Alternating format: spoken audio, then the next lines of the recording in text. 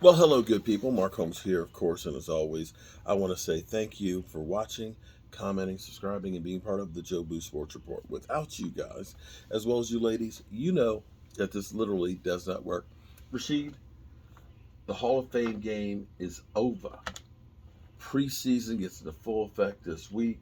We are 32 days, 1 hour, and 4 minutes away from kickoff of the season opener. We are about 36 days away from the Giants versus the Cowboys. Are you ready? I am ready. Are you excited? I'm excited. Okay. You have confidence in your team playing at home against the Cowboys? Yes. That they'll finally get the Dak Prescott Dallas Cowboys off their back for Daniel Jones? Yes. Okay. All right. So that's not actually what I wanted to talk to you about. I'm curious to get your opinion on this because I know when I have said things that, I think of what Micah Parsons is doing has been Lawrence Taylor esque. Okay.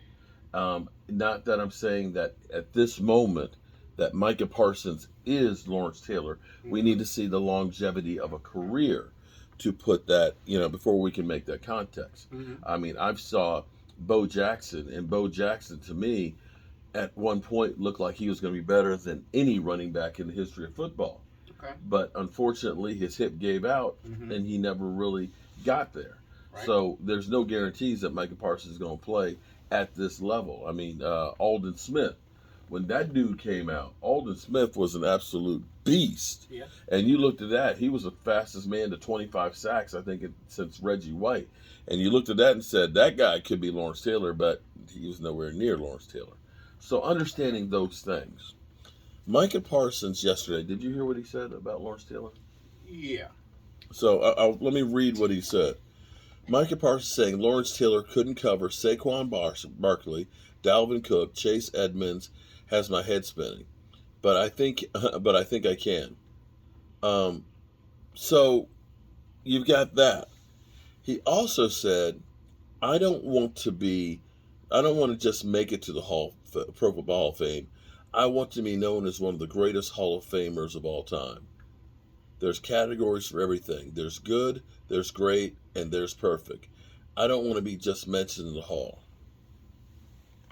So, do you take that as disrespect to Lawrence Taylor? I look at it and say, because it's a different era, with teams being more pass happy, I look at Micah Parsons as the evolution and as a Swiss Army knife. And he does kind of have a point that Lawrence Taylor wasn't really covering backs. So are you feeling disrespected as a Giant fan of his comments? Yes. Why? Because he's nothing compared to Lawrence Taylor. And I wish him, you, and everybody who thinks that, stop commenting like that. You can call it Lawrence Taylor-esque. You can call him, he's going to be in the Hall of Fame like Lawrence Taylor. He is nothing, nowhere near Lawrence Taylor. And then the backs are a lot slower when Lawrence Taylor played. So he did cover backs. Because remember, Joe Gibbs said that they had to put in H-backs because he was always in the backfield. So that means he was tackling quarterbacks, running backs, and whoever else was in the backfield. Okay. So I don't even want to hear all this talk of he can't. Then you just made the point of Micah Parsons, because Micah Parsons is saying that the running backs now are faster than they were back then. So having to cover them, having to do more than just tackle in the backfield, having more to do, because the thing is, you have to honestly look at it and say, we've seen Micah Parsons dropping off and being safety. We've seen him having to cover people. So that's actually a different thing that Lawrence Taylor had to do. So are we doing this bigger, faster, stronger? If Lawrence Taylor played now bigger, faster, stronger, you're telling me he couldn't check Saquon Barkley? You're telling me he couldn't Austin Eckler? I'm saying Micah Parsons did. Bigger, faster, stronger, right? Okay. Come on. If Parsons played in Taylor's era, they would have put an H back on him. They would have put and the people were heavier back then. No, they weren't. Offensive linemen. Remember, Well, no. wait. Well, Dave no. Butts was like the first 300-pound Right, player in right. the mid So, I 80s. mean, if they was Okay? lighter, that means they were a little bit faster No, compared to now. no. A little bit. You didn't have defensive linemen running like Sam Williams, 6'4", 261, running a 4.46. No, they are Well, I faster. know They're that. bigger Yeah, and they're I stronger understand now. that. Bigger, faster, stronger. Okay. But I have seen Micah Parsons take an arm to a 300-pound 49er offensive tackle and look like a WWE wrestling Oh, I move and seen throw that that. play. I seen Okay, that play. so it's not that Micah Parsons. He just caught him on a bad, a balanced player. He come on, and then here we go with Lawrence. Okay, all right. Hypothetically, okay, Oh my gosh. okay. Now, DeMarcus Ware is the Dallas Cowboys' all-time leading sacker with 117. Okay, so hold on. Charles Haley, 101.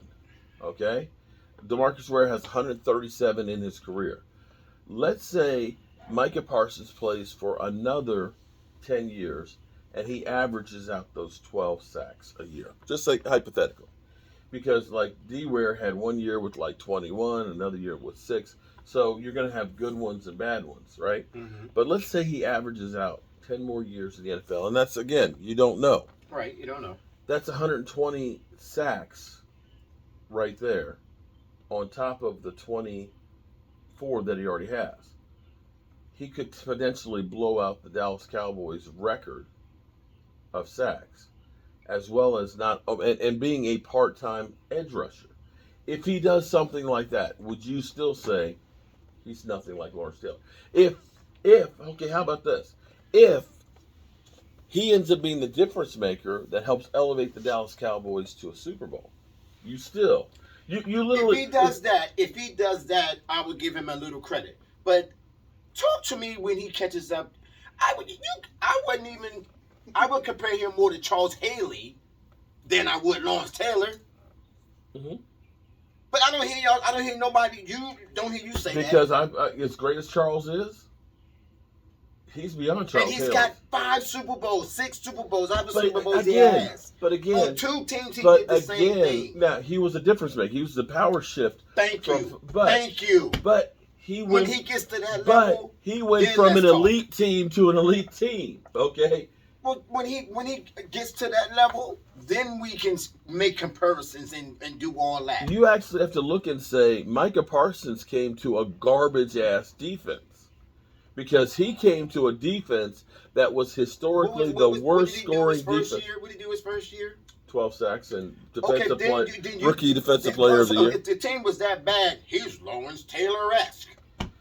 They were a garbage defense. They were a garbage defense in 2020, the year before he got there. He gets there, that defense started turning around. Oh my God! They made like a 19-point swing forward with him on the defense. Okay. 1 year. Okay. It's 2 years. Multiple. Give me. Like I said, when we get to Charles Haley level, when he gets to 101, okay, we can start making comparisons then. Okay. All right. Let me ask you another question here, since we're going off here. Since you are telling me I'm crazy, me and Brian were having a discussion about Dak Prescott and the Hall of Fame. Hold on, just hold on for a second. Just hold on, just hold on for 1 second. Okay. If Dak Prescott plays 3 more seasons with the Dallas Cowboys, he will have yardage, touchdown passes, wins, all of those records. If he wins a Super Bowl, knowing that he'll be the Dallas Cowboys' all-time leading touchdown thrower, all-time in yards, QBR, all of those records, and gets the Cowboys back to Super Bowl for the first time in, say, 30 years, is he a Hall of Famer? You know what? It's going to be a Troy Aikman situation all over again. What do you mean? I don't think not Troy Aikman. Only reason he's in the Hall, he didn't even play. And he played in 3 Super Bowls in what, 4 or 5 years? Okay. Based on that, he's in the Hall of Fame.